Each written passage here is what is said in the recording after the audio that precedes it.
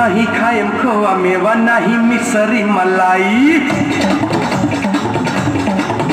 नहीं खाएम खोआ मेवा नहीं मिसरी मलाई, नहीं खाएम खोआ मेवा नहीं मिसरी मलाई, नहीं खाएम खोआ मेवा नहीं मिसरी मलाई। पहले बानी होते पीस के लिया दोना ए गणेश के मम्मी, ए गणेश के मम्मी बस पाभर भांग खिया दना, ए गणेश के मम्मी बस पाभर भांग खिया दना। राउर भंगिया बाढेर बिसट बिसट होला ढेर,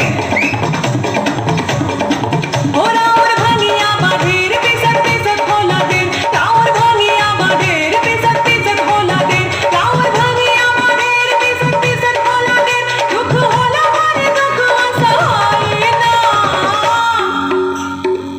ए गणेश के पापा बोले ना ए गणेश के पापा हमसे ही भांग पिसाई ना, ए गणेश के पापा हमसे ही भांग पिसाई ना। ए गणेश के मम्मी बस पाभर भांग खिया दना।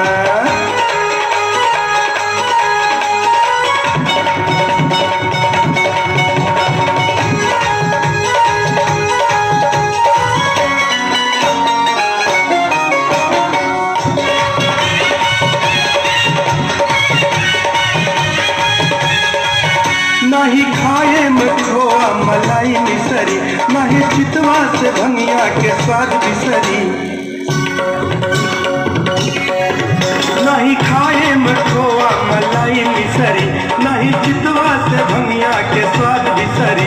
सुना बतिया हमार इना भावे जेवनार, हमरा सामने से जल्दी हटा दना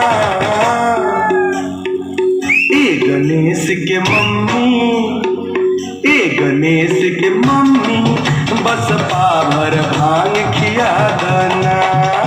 ए गणेश के पापा हमसे ही भांग पिसाई ना, ए गणेश के पापा हमसे ही भांग पिसाई ना।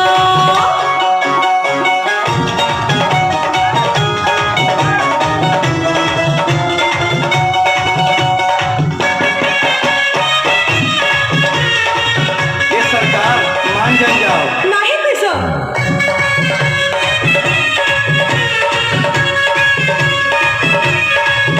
चाहे राजी होई चाहे होई नाराज, हनिया पिसो न सुनली रोअनाज।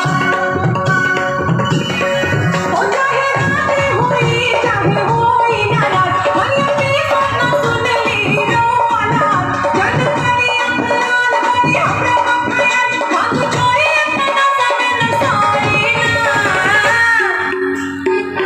ए गणेश के पापा, ए गणेश के पापा हमसे ही भांग पिसाई ना, ए गणेश के पापा हमसे ही भांग पिसाई ना।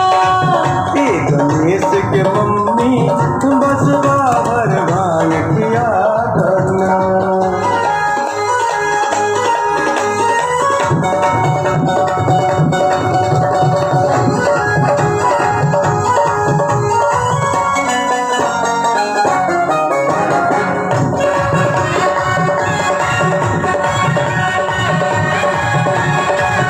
अच्छा भैया न देबू त गाजा मल, काम मेहनत के कम भाई जल्दी कला। अच्छा भैया न देबू त गाजा मल, काम मेहनत के कम भाई जल्दी कला। हो जा कहाँ बचिलम लेके आव मारी दम, बस 4 चिलम भर के थमा दना ए गणेश के मम्मी, ए गणेश के मम्मी छोड़ा भांग तू गाजा पिया दना।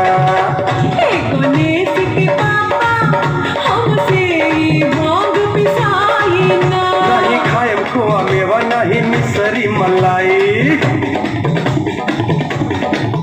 नहीं खाए खाएम खोआ मेवा नहीं मिसरी मलाई, नहीं खाएम खोआ मेवा नहीं मिसरी मलाई, नहीं खाएम खोआ मेवा नहीं मिसरी मलाई। भैले बानी होते पीस के लिया दाना